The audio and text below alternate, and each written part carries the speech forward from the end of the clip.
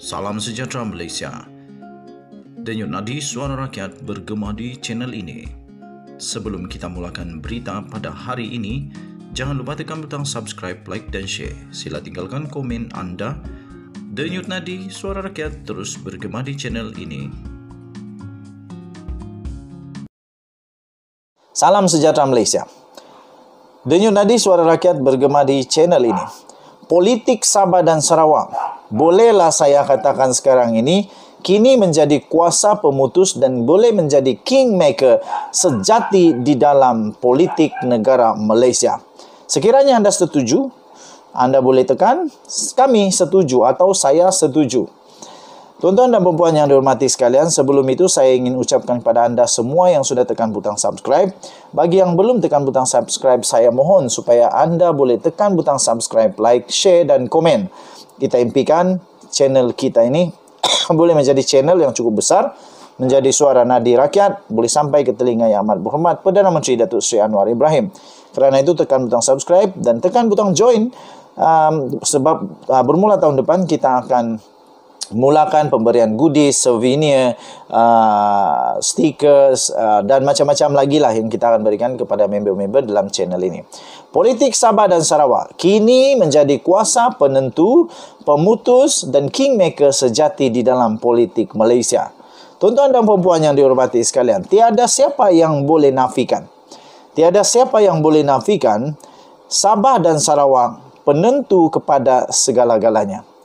Kita membandingkan sahaja. Barisan Nasional mungkin dikatakan sebagai kingmaker. Tapi kingmaker sebenar adalah Sabah dan Sarawak sebenarnya. Lebih spesifik lagi, GPS dan GRS serta warisan PKDM yang menjadi kingmaker di dalam kerajaan perpaduan ini. Tuan-tuan dan puan-puan yang dihormati sekalian, bukti mengapa kingmaker sekarang adalah parti daripada Sarawak dan Sabah adalah kerana parti daripada Malaya. Parti daripada Malaya sanggup untuk membuat apa saja, memberikan janji apa saja demi harapan untuk dapat memerintah di Putrajaya kepada parti-parti di Sabah dan Sarawak. Secara spesifiknya GPS dan GRS. Tuan-tuan dan puan yang dihormati sekalian, saya pasti ketika perundingan berlaku di antara Pakatan Harapan dan juga Perikatan Nasional berunding dengan GPS terutamanya, semuanya memang terpaksa merayu, terpaksa belai-belai, bagi kasih-kasih cantik-cantik, sayang-sayang kepada GPS. Saya kata GPS dulu. Kerana GPS memiliki ahli parlimen ataupun kerusi parlimen adalah banyak juga. Dan mereka ini boleh menentukan sama ada siapa yang akan jadi Perdana Menteri. Baik, tuan-tuan dan puan yang dihormati sekalian, dengan tindakan daripada parti-parti daripada Semenanjung Malaysia yang memang tidak dapat dinafikan, mereka mendapat lebih banyak, specifically daripada Pakatan Harapan 82. Dengan parti yang begitu banyak kerusinya, mereka atau Pakatan Harapan ini masih lagi terpaksa untuk berunding dengan GPS dan GRS untuk dapat menang menjadi pemerintah di Putrajaya. Tuan-tuan dan puan yang dihormati sekalian, yang kedua, itu yang pertama tadi, parti Malaya sanggup buat apa saja, sanggup janjikan apa saja yang logik lah, yang logik. Janganlah pula minta bulan kah, bintang kah, memang tak dapat lah. Tapi yang logiknya, asal logik, boleh dijanjikan, boleh ditunaikan, itu pasti akan dituruti. Yang kedua, GPS, GRS, warisan kini dalam satu kapal. Jika ini kekal, seluruh Malaya bakal merayu membelai politik Sabah.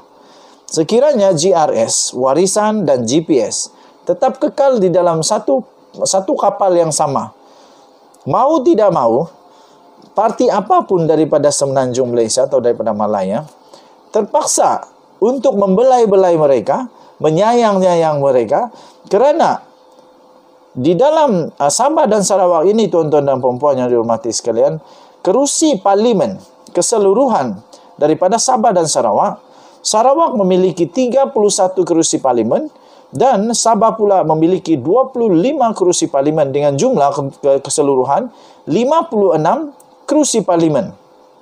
56 kerusi parlimen ini, tuan-tuan dan puan-puan, hanya daripada dua negeri sahaja, iaitu negeri Sabah dan negeri Sarawak. Dan jumlah ini merangkumi 1/4 daripada jumlah keseluruhan parlimen Malaysia. 1/4 daripada jumlah keseluruhan parlimen Malaysia. Kerana itu, tuan-tuan dan puan-puan, 56 kerusi parlimen ini boleh menentukan siapa yang memerintah di Putrajaya. Andaikan saja GPS, Warisan dan juga GRS membolot ke semua kerusi di Sabah, Sarawak dan di Sabah dan Sarawak. Maafkan saya. Ya, di Sabah dan Sarawak. Mereka menang ke semua 56 parlimen ini. Jadi, tuan-tuan dan puan-puan, hanya ada lebih kurang berapa lagi yang tinggal? Daripada 222, kita kira dengan matematik. 222 tolak 56. 222 tolak 56, ada 166 lagi kerusi yang tinggal untuk direbut-rebut oleh mana-mana parti. Jadi 166 sekiranya dapat 50-50 dengan dua parti saja atau dua gabungan saja yang berebut. 166 bahagi 2 itu hanya 83 saja, tuan-tuan dan puan-puan. 83 tidak akan mampu untuk membentuk kerajaan. 83, dan sekiranya mereka dapat memujuk blok daripada Sabah dan Sarawak atau disebut blok Borneo ini, sekiranya GRS, GPS dan Warisan tetap berada di dalam satu kapal, tambah 56, mereka hampir mendapat 2/3 daripada suara parlimen.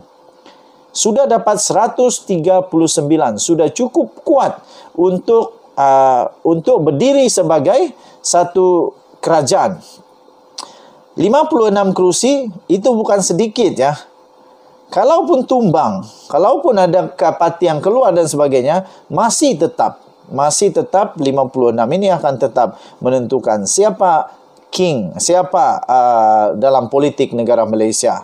Okey, so dengan itu, tuan-tuan dan puan-puan, harus disedar bahawa Sarawak dan Sabah ini memiliki 56 parlimen, kerusi parlimen. Dan tuan-tuan dan puan-puan, ini akan bakal menjadi satu modal besar bagi Sabah dan Sarawak untuk mereka dapat berdiri. Kalaulah mereka dapat berdiri dengan teguh, pastinya mereka akan dapat menjadi suara yang cukup kuat, boleh menjadi pemutus dan kingmaker dalam politik Malaysia yang sejati. Tuan-tuan dan puan-puan yang dihormati sekalian, dengan itu saya berharap kerajaan perpaduan ini akan tetap kekal.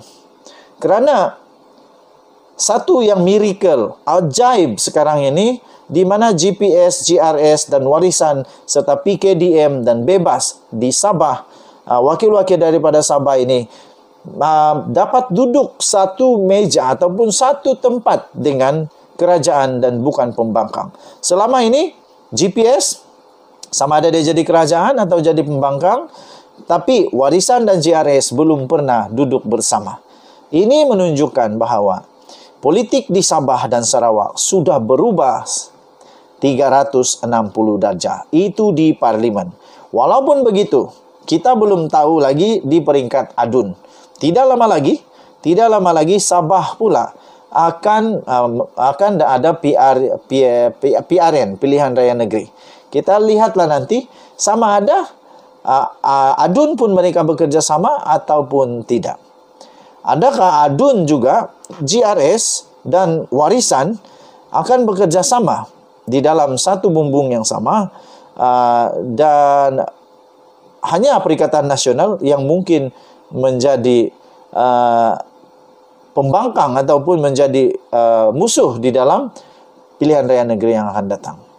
Okey, dengan itu kita boleh sahkan, pada pendapat saya, menurut analisa saya, politik Sabah dan Sarawak kini bolehlah kita anggap sebagai kuasa pemutus dan kingmaker sejati di Malaysia. Kita jumpa lagi. Bye-bye.